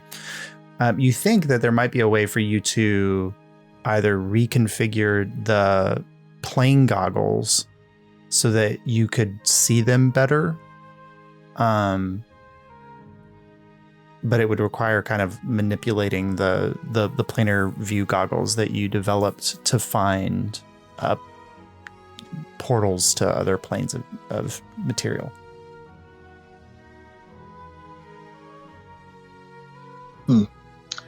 This might be something that we can work with. I will spend some time in my puzzle box and see if I can come up with a few schematics when we rest later tonight. It would be quite useful if we are fighting enemies who use the same tethers to be able to disrupt their tethers in the middle of a fight. So you've given me some good ideas to work with, Soros. Thank you. All right. Anyone Would you else? be willing to be a test dummy at some point? Or we'll cross that bridge when we get there. Since you asked, then yes. I appreciate your bravery. I'll let you know when I have a working prototype. All right.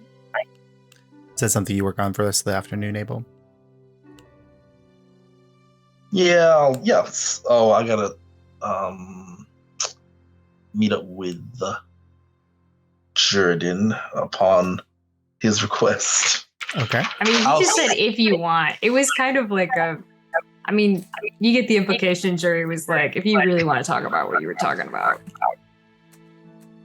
I'll nonchalantly make my way with Jordan at some point. Just casually. Hey. Hey, how are things going with you, friend? You want to cut the shit? What would you like to talk about, Judy? I mean, why aren't you being honest with us? Mara let you get by with this, but... No. I've always appreciated how blunt and straightforward you have been. I would simply say that I am utilizing all of the resources I think are necessary to make sure that we are successful. And I hope that you all trust my judgment in this. And I hope that you will, at this point, respect and leave it at that. Some advice? Sure. I am always open. You don't want to tell us what you're doing, just say that. It's not going to do you any favors to try to do anything. That is good advice. Mm-hmm. And even if Mar isn't saying she's upset, that doesn't mean she's not upset. Perhaps I will explain to Marlo my decision to keep my secrets at some point. I care about you a lot. I want to make sure you're not rocking the boat. I care about you as well. And thank you for caring. You can depend on us. I know that. With everything. But I'm trusting you. That's all I ask. I won't let you all down, I promise. All right. Maybe you can help me with this design that I'm coming up with. And I'll explain my source machine. Okay, but I'm not going to be happy about it. Oh. Jury works with you, but it's like petulant. He's mad you won't tell him. All right. Can you mute for a second, Ronnie? Yeah. I don't know why you just all. It wasn't half the session, and then it just kicked in. Yeah, it just does it occasionally.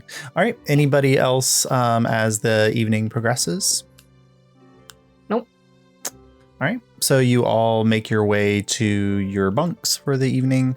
The four of you, Abel, Jury, Source, Kaimana, kind of going to sleep. Marlo not present in the bunks at that time. Abel, as you go to lie down, you put your hand, pull aside the cover, and tucked underneath your cover is a note in very familiar handwriting, since it's Marlo's handwriting. And it says, "Smuggler's Hold when everyone's asleep."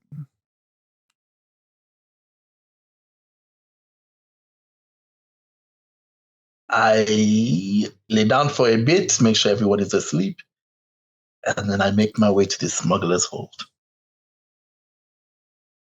And you pull aside the false thing. You pull aside the false wall, and Marlo's just sitting on the the sacks of turmeric. Yeah, Mar's sitting on sacks of turmeric. Thistles backflipping around. They seem casual. This is not like a Godfather meeting thing. This is a casual kind of thing. Mar is just incapable of not being threatening.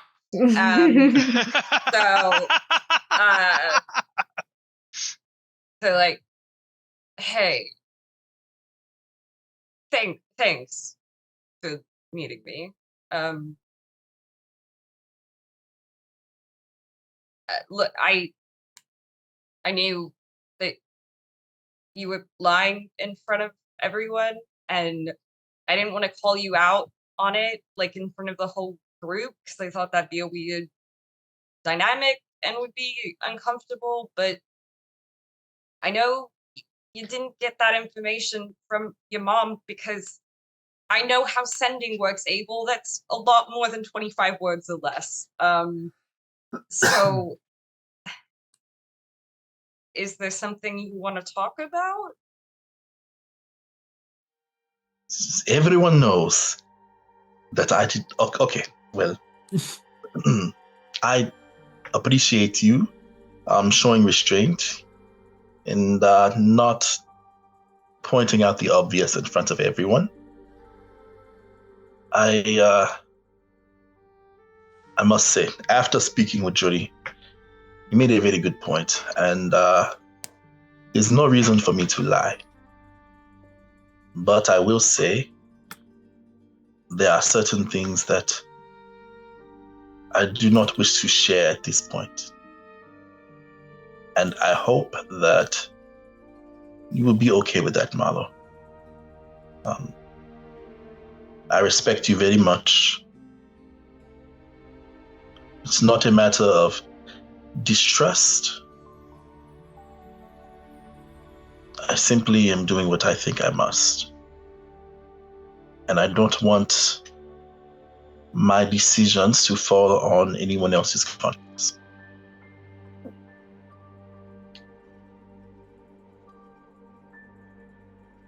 Is that what bothered me so much is not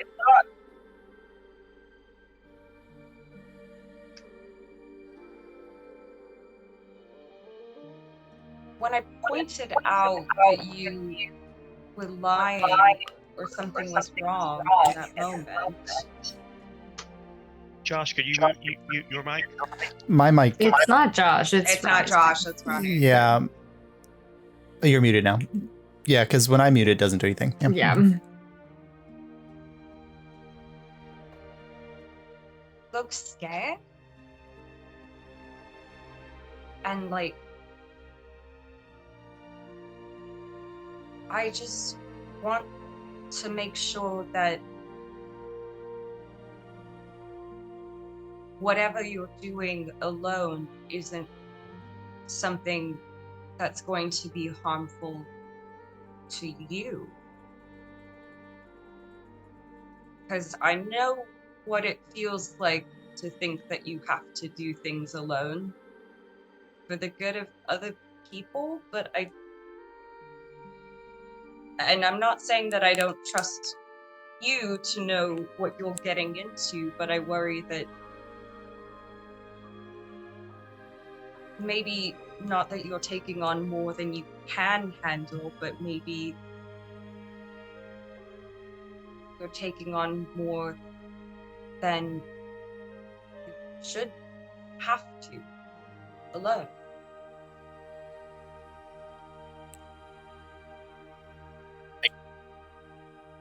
I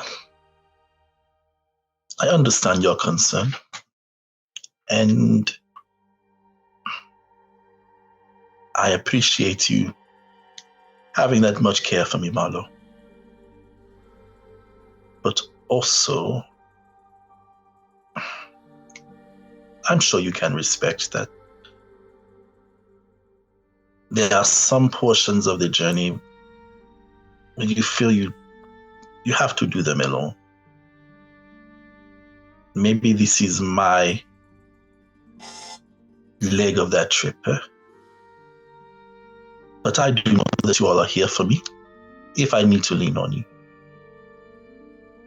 I'm hoping with this I will not have to, but time will tell. And in the meantime, it is a burden I believe that I can carry on my own. Okay. I like your hair. Oh, thank you. I forgot to say this earlier, but with the whole Eris thing, could we just like maybe leave that one out of your parents? Because I worry that like I know and I shared that with you guys, but I've had concerns about it for a long time, and I just don't she's still family even though she's fucking up, and I don't want her cover to be blown necessarily, or for her to be cut off from me and Amalia. So if that could just stay out of that, I would really appreciate it. You're muted. So, have I already talked to my mom, DM? Is that already a thing? Yeah, that was this evening. That was earlier in the day, right? It's earlier in the day. Well, about that happening the way you described it, I should know my mother is a very intuitive woman, and I told her my love, she already knows.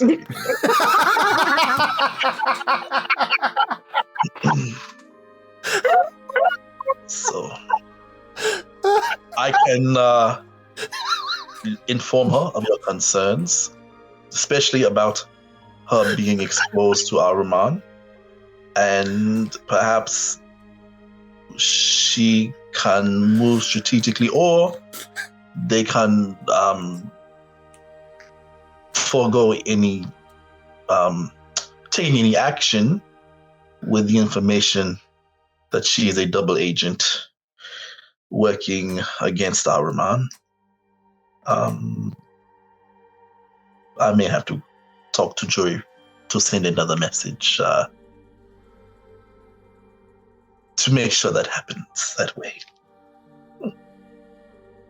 Cool. Yeah, that would. Well, thanks for stopping yourself from lying about that. You just got the Baldur's Gate text that says Marlo disapproves. I can't tell him, Marlo. She knew I was lying faster than you did. I just couldn't. No, I heard it's Ace laughing fine. through the wall. No, I didn't tell you before you talked to your mom. It's okay. I didn't think about it until later. So I'm not upset with you. The only person that I'm upset with is Eris. So thank you. Well, if we know that Eris has a plan against Ahriman, my mother would not be the worst person to be in the loop, honestly. Especially if it comes to collecting rare, powerful artifacts and fighting powerful mages. She's probably the one person that I would want to be informed of what is happening. So, and she has a strong political mind. I'm sure she'll understand wanting to keep your sister's plans secret until the time is right. That's a good point. Thanks. All right. I'm gonna go. Not to bed. I'm gonna go on the deck for a while. Bye, Abel. Bye, Marlo. I will see you in the morning. Mar does not go to bed tonight. Mar is out on the deck, looking up at the sky for the night. The clouds below you still there, but the storm having passed, but leaving behind a blanket of clouds that just keenly capture the light of the full moon that you're sitting under, whether comfortably or not, but not changing. Felinor is also on the deck watching the moon as well, but he it does not approach you unless you speak to him. He's also looking at the moon and everything. Actually, at some point, I'm gonna sidle up next to Felinor and start telling. I know a lot about the moon, so I'm just gonna start throwing moon facts at Felinor. And we're just gonna nerd bond while no one's around to see Mark do this. Nice. He's writing down everything you're saying, and he's drawing, the moon, and he's just really into it. All right, everyone else goes to sleep. Yep. And while Source was not there, Marlo, were he to be, he would have really appreciated the fact that you did the ice conversation to Abel, Abel on the other side of it. Yep. You're muted, Ronnie. Okay. All right. So you all go to sleep, and you get a long rest. So you get your sending spell slots back. And then you awake the next morning because the rats are shouting. And you all kind of rise. Marlo, on the deck, you would be the first to get this notification from the rats that something is wrong, mostly because you see the a ballista bolt fire across the bow of the ship. Hello? What? So Limbic kind of comes. He's like, in the night, the clouds kind of cleared up, and it was a really clear day. And now we're really close to wherever the Vanishing Isles are supposed to be, and that island right there. And he points down to an island further down. And he says, they've been firing at us for the last 5 minutes, but I've got to descend to get to Kaimana's island. But what do I don't know what to do, because if we descend, we're going to get into range of those bolts. How far up in the air are we're he'd been descending to get to the island. So you're well above the range of the ballista, but they are they're arcing up in your direction. If you keep descending, you'll get into the range. Can I propose the wildest shit. I have winged boots. Can I fly down to the island to tell them to stop firing at us? You definitely can. The bolts are probably arcing 300 or 400 feet below the ship. So the you guys are probably like 480 feet is the range. 480 feet. Okay, so you're probably about 2,000 or 1,500 feet up right at this point. Okay. And so they're arcing, a third of the way up from you, but they are shooting as the ship is descending. You can go down. Yeah. Yep, I'll do that. As you descend, I'll have my hands up. Mm-hmm. So they don't shoot at me. Cool. I don't have my swords. I don't have any weapons visible. Mm-hmm. Look very peaceful and not scary. Mm-hmm. So, Marlo, you come over the side of the ship and you get a full view of the island below you.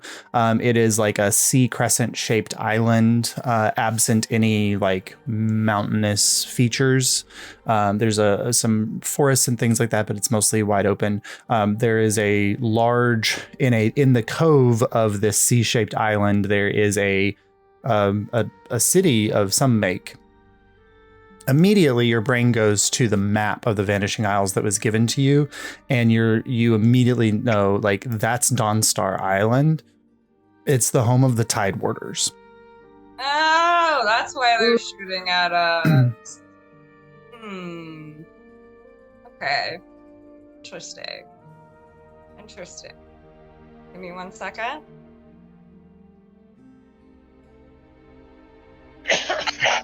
How close is the Tide Warders to the Lutrinian's home? It is the next island over, so it's about 20 miles or so. Almost the horizon. Like you can see. Yeah, you can see it on the horizon. Shore. Yeah. Can I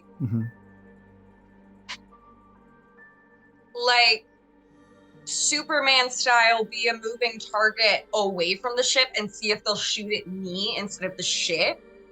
Yeah, you can. The ship can keep going, and then I can try to reroute and join the ship. Yeah, you can do that. So you kind of fly away. Now you do only have, is it an hour of flying time on the boots? Yes, but I currently have 4 charges. So I have 4 hours. Oh, okay, 4 hours. So you're good. Okay, cool. So yeah, you can do that. You can, as long as you go down into ballista range and you look like a target, then they will, start targeting you instead of the ship as the ship. Yeah, and I'll do like the cool lightning for him, so I look scarier and cool. really freak out. Absolutely. Cool. So the ship at this point, like, Marlowe's jumped off. The rest of you, hearing the shouting of the rats, have come up to the deck in time to see Marlowe like diving off the side. So what are all the rest of you doing? I'm leaning over the rail, apprehensively watching.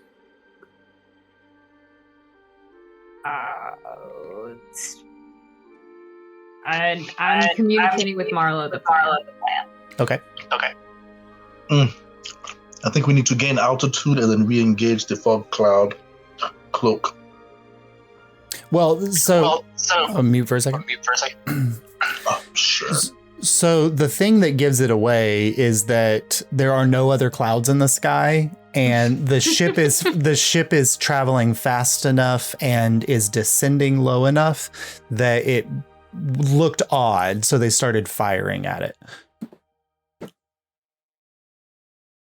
So the fog cloud is still engaged. Mm-hmm. Do we want to bust up some Tide Warders? I mean, I think we should just leave. Why deal with something that's not that big a problem? Mm-hmm. Yeah, if Mars distracting them, I'm waiting to see if they're like shooting at Mar and making sure Mar doesn't get hurt during this. Okay. So you guys are all keeping a close eye on Mar. Go ahead, come on. Those bolts, are they flying out of like everywhere on the island or just out of Elwindale? So Elwindale there's like there are 10 towers in Elwindale that held ballista, which is like mostly usually trained on the ocean to take out ships. But they've currently, looks to be that you are in firing range of 3 of them. You could, knowing well enough the island, Kaimana, you could direct the ship to start going due south and kind of cut across the reef and then come in to Even Star in Duke's Cove on the from that direction instead of just diagonally down. Yeah, we're not gonna fly right over the town. Like I'm gonna go around the island just out of range of cool. ballista. Yeah, Alembic was taking like the path that the crow would fly, which is the straight path, and so you are teaching Alembic the concept of evasive maneuvers at this point. So he turns to kind of go due south as Marlowe is taking off in a zigzag direction. Let's see.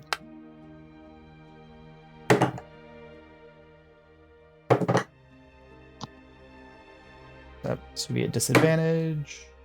All right, so Marlowe, as you're flying, 3 bolts like fly up, and you just kind of like dive around one of them, and then lift above another one, and then like kick one with your foot as you lift off higher, as they both as 3 shots go wide from you. As the ship turns, what you all notice is that the ship is turning over a vibrant teal colored section of the ocean. And even from this height, you can see a massive reef at the underneath the waves, like these crystal clear waters, and the multicolored reef of the Horseshoe Reef here, which guards most of the Vanishing Isles from outward boats coming through. And you kind of keep going south and further. Eventually, about 4 or 5 minutes from turning, you're now moving out of the range, and you're getting height and above it.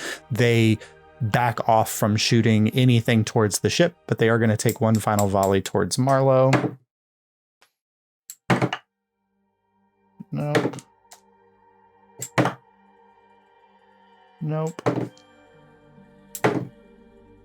Nope. So Marlowe, you definitely dodge all 3 of the bolts, and then you notice that the ship has turned and is heading south, and so you kind of follow it as it rises up high enough that it's no longer of any potential interest of the Tidewarders. But what you do notice as you're flying above Elwindale is that there's a massive wharf system in the Elwindale city, and there's not a single ship in the wharf. Right. Yeah. And I know where they went. Yeah. I would like to just keep an eye as we're moving forward to make sure that nothing from Elwindale in that area is tracking or following us as we keep going. So from this height, you can tell, like, it would be difficult to tell if anybody's watching, but you just get the keen sense that if you guys stay in the air, it'll be very, very easy for them to track you to see where you're going. But the way that Elwindale's kind of in like a bowl depression in the island. And so if you clear their range of their turrets and then descend down to ocean level, the city would no longer be able to keep track of where you are at. You can use the ocean as a block, or use the island as a block of view. Yeah, when I get up to rejoin the ship, I'll make the recommendation that we go down to start flying on the sea. Okay. Wow, you're lucky. You're so cool. You stress me out when you do stuff like that. I don't know, man. I'm feeling really chaotic lately. It's almost like I became the dragon of a chaotic god and my alignment changed. It's very weird. It's like becoming a wild magic sorcerer. What a strange set of circumstances for us. How weird. Mm-hmm. All right. So you kind of crest over the island, and then when you are several miles clear from the range of the ballista, you begin to lower your altitude and follow the curve of the island down to the opposite side. And then kind of skimming above the waters, you're heading in towards Duke's Cove, probably an hour or so later. Now, Kaimana, are you going to take the airship in the cove, or are you going to just land the airship in the city where it might draw the attention of the military presence of Haoyule? I am definitely gonna take it in on the water. Okay, like, cool. And just make it nice and easy and slow. Cool.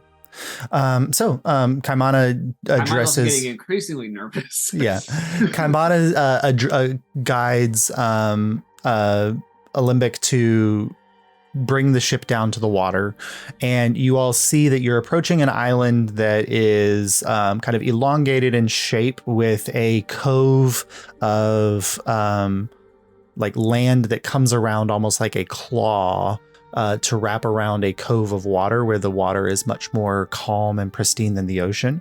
And you can see in the distance at the edge of this a kind of a cliff face that rises up, that has buildings dappling the surface of the cliff face, and then spread out beyond that, kind of rising up towards the slope of a distant dormant looking volcanic mountain. Huts and like buildings of a settlement. And then in the cove itself, there's a large wharf system that has many boats, but the wharf system is made up of double-heeled canoes that have been bound together and then bridged over with kind of rope bridges and things. But the ship settles down into the cove. You pass between the imposing kind of claw-like structure of the land on either side. And any of you looking off to the side one way or the other here at the cove entrance, you just notice the shattered remains of multiple ships on the floor of the ocean. Kaimana is going to be like looking over the left and then the right side of the railing, and he's gonna tell Alembic knows naval signals by now, right? Yeah. Okay, yeah. He's gonna tell Alembic to get the semaphore flags. Okay, so Alembic goes down below deck to grab the semaphore flags. Yeah. And as Alembic goes and disappears below deck and you guys cross into the cove properly, Abel and Juris, Horace, Marlowe on the deck of the ship, you immediately see or hear this loud splashing sound, first to one side of the ship and then the other, as these massive tentacles rise up out of the ocean and begin to reach towards the ship on either side, as these grasping kind of long, elongated and pointed tentacles that are kind of fluorescently colored purple and blue are coming down to kind of wrap the ship into a brace, and the ship comes to a complete halt. Alembic dives up and he's got the flags in his hand, but then immediately sees the tentacles and screams and drops the flags. I'm gonna what in the name of Alisar is the fuck happening? You start to hear the ship crunching a little bit from the grip of this whatever this creature skywrite is. some shit right now and tell them to chill out. I'm gonna grab the flags and I'm gonna try to, because I know he's using his chromatophore camo right now. Yeah. Except for his limbs, but I'm gonna try to figure out where his body and his eyes are. Okay, go ahead and make a perception check. Okay. Based on the location of the tentacles, where is the rest of Duke's body? Okay. It's 28. 28. So you kind of look over to the starboard side and then you go off to the port, and it's there that you see, just briefly for a moment, the glint of light off of that amber silver colored eye that is roughly the size of an elephant eye, as it is kind of gleaming up at the ship, and waiting to see if this is a meal or if this is a safe passage. And I will do the signals I was taught very, very young. and he's kind of like saying under his breath, "Hi, Duke," as he's doing the different motions. He's like, "It's me, Kaimana." You watch, all of you watch is like you're hearing the creaking of the ship. You're hearing like the splintering of the edges of the wood of the something ticket this way comes. And then as Kaimana is messaging with these flags, suddenly you see like one of the tentacles rise up and then another one, and then they start messaging back like and you get Kaimana like, "Long time since you've been in this ocean, little one." Aw, he remembers me. I'm gonna hop down into the water. Okay. We hope he remembers you, Kaimana. The tentacles the tentacles disappear into the water, and then as Kaimana kind of goes in, and a moment later you all see as he kind of releases his camouflage, this enormous, I mean probably 3 times the length of the Something Ticket This Way Comes cuttlefish, a mouth of tentacles kind of coming out, 2 large eyes on either side, is kind of lifting Kaimana up on the tentacles as Kaimana runs from tentacle to tentacle. And then he gently lifts you back up and places you on the deck of the ship, and then dives down. And you can see that there is the cove has a section of incredibly deep water at the center, as this is a caldera of a volcano that has since collapsed. And this is the home of the great Kahanamoku, otherwise known by Kaimana as Duke. This was I'm not glad the he- vacation bureau. I'm just saying. I'm just glad he forgot about that time with the scallop and the giant root of wasabi. You and me both, Kaimana. They came to You and Kraken. me both. It's Wow. fine. He's a good guy. You should come say hello. No. Okay. Kaimana, this is stuff you need I'll to... stand on the edge of the ship Okay. and wave very politely to this thing, and go and just kind of be like, "There a signal I should do to introduce myself? Should I just wave?" If you can just wave, he knows what a wave is. Yeah. Perfect. Marla, you watch as this enormous shadow passes underneath the ship, and then a golden eye, an enormous disc-shaped golden eye kind of turns and looks up in your direction, and then a tentacle rises up out of the ocean water and just waves back and forth a little bit and then sinks back down into the water. This is my literal nightmare. True. I'll say that Elbow, wrist. is elbow, wrist. I'll say when I brought this up to Kaimana, I specifically said, "This is Ronnie's worst nightmare." It's me too. I will do another semaphore quick signal to Duke, and I will say that Mar is the chosen of Suvenar. Oh, so at that, like Duke kind of like will turn completely, and several of the tentacles come up, and he rests them on the side of the ship where Mar is standing, and he just kind of very close, very quick. he slides them a little away on either side, but it's weird. There's a moment of just stillness, almost as if Duke is praying. And then the tentacles slip back down I into give the him water. a little pat on a tentacle Mhm. as acknowledgement. It's this slimy, wet tentacle. Yeah, goes by. But Yep. it's the principle of the thing, and then I just very discreetly wipe my hand. Yeah. All right. But the guardian of Duke's Cove has allowed you safe passage.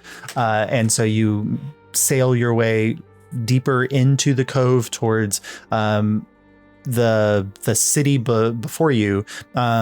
There's a sandy, like black volcanic sandy beach off to your west. You're traveling south. And you can see just like small figures playing in the sand and in the water. One larger figure appears to be like riding a massive longboard through these enormous waves. And you realize that like the rest of the cove is really quiet waters. Like, why are the waves here so large? And then you realize that Duke had gone away from you, and Duke is like acting like a wave pool generator, and he's like creating these enormous waves, which these small brown and black figures are just kind of bobbing in the waves on. But there's one tall kind of hyena looking individual who's riding a longboard through these massive waves that Duke's creating as you make your way deeper in towards the cliff's face and the wharf of the city of Haole. And that's where we'll pick up next week. I'm so mad at you. So basically cool, mad at you. It's so good. Nightmare. It's so something Kaimana wouldn't fucking mention. And the fact that he didn't have them prepared, it's like, okay, we're going in the, oh yeah, I should have gotten those. Yeah, but I remember beforehand, not as early as I should have, but yes. But I love y'all. Yeah, the city of Haole is before you, the Dawnstar Isle. It's time for our vacation art. Lutrinian vacation. Yeah, this is the beach episode. The beach episode. Even though we've had several beach episodes at this point, but this is like the beach episode. Yes. Thanks, Ronnie, for letting all of us bully you. Yes, you thought we were done, and then especially Dad and Dad. I love it when Abel lies. I love. He's so he's morally interesting. He's like, how did everyone know? That's the worst liar ever. But the delivery of the reveal was perfect. Yeah. Yes, so that good. was just. Yeah. Oh, it was great, and the fact you had already told your mom, and then fucking, that was so funny. I said that on. I need you to know that was meta. Where I was that was perfect meta. Abel told his mom. I don't know if Mara would have liked that. What can I do about this? I know what I can do. No, it was great. Yeah. It was great. Yeah. It was so, it's great. Like, because Abel's like, as he's talking, he's like, is there any way for me to get, no, there's no way for me to get out. Let me just tell you. She already knows. She knows, Mara, she knows. Well, and it's funny because like Mara and Jury have such different approaches to that kind of thing. Mara's like, okay, you'll tell me when you want. Jury's like, we're gonna fucking talk about this. Like, what the fuck is wrong with you? I love you. Say how Mara feels about it. No, I know, but Jury's talking to Abel about it. But that's what he said. Jury was like, look, Mara's not gonna tell you, but they're probably upset.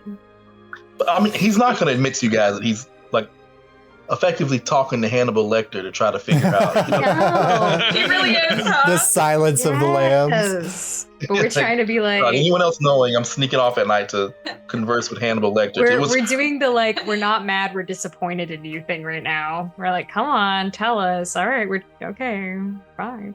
It's so good. I love it. Quid pro quo, Mr. Aboye. Quid pro quo. It's so fucking good. Tell me, Abel, have the lamb stop screaming? He's so like that too. Predator Cusi sucks too. Oh my god. Do you know what you seem to me, Abel, with your cheap shoes and your oh god. So good. All right, good night, y'all. But I'll see you all next time. Right. Bye. Thanks,